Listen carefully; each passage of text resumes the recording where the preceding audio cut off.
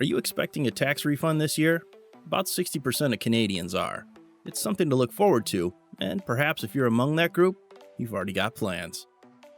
According to the most recent CIBC-sponsored Angus Reid survey, 21% of Canadians use their income tax refund to pay off debt, while another 18% use it for day-to-day expenses like groceries.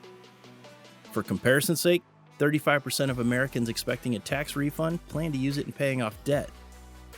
Why would you want to use your tax refund to pay down debt rather than travel, renovate, or party? Because you're smart. Debt does more than cause you stress. That costly interest erodes what could be savings and prevents you from doing things that add real quality to your life. In other words, debt drags you down, and in paying it, you redeem your freedom. That's why financial advisors always recommend getting rid of costly debt ahead of investing. There are several kinds of debt, so let's look at each individually in the order in which you should pay them down. Number 1. Collection agency debt. If you owe collection agency debt, it's undoubtedly causing you stress. And until you pay it off, your credit report and credit score will continue to be impacted. That means you won't be able to get a mortgage, finance a car, or do other things that will make your life more fulfilling. So, the most harmful and debilitating debt is that owed to a collection agency, to the extent that it can be worth using alternate borrowing mechanisms to clear it up if your tax return is not enough. Number 2. Payday loans, cash advances, and installment loans. These are often among the highest interest rate loans the law allows, usually close to Canada's maximum annual interest rate of 60%.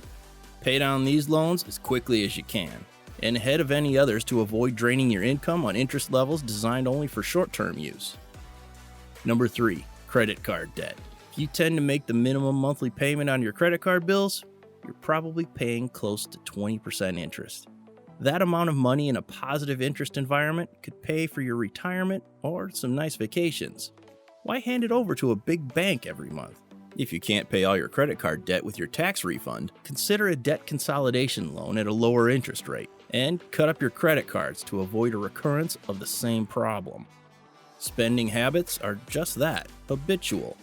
You need to make lifestyle changes to avoid falling back into the bad ones, and to create new ones that will reward you. Number 4. Auto loans and mortgages. Paying down a loan or mortgage ahead of time can save you thousands in interest charges. Most mortgages allow you to make a lump sum payment without penalty at least once per year. Check your agreement or request one from the lender to find out exactly what is allowed. If you have multiple loans, find out which one has the highest interest rate and pay it down first. Set yourself free by paying down your debt. Unexpected windfalls like a tax refund or an inheritance are a really good opportunity to make progress and to rethink the way you manage money.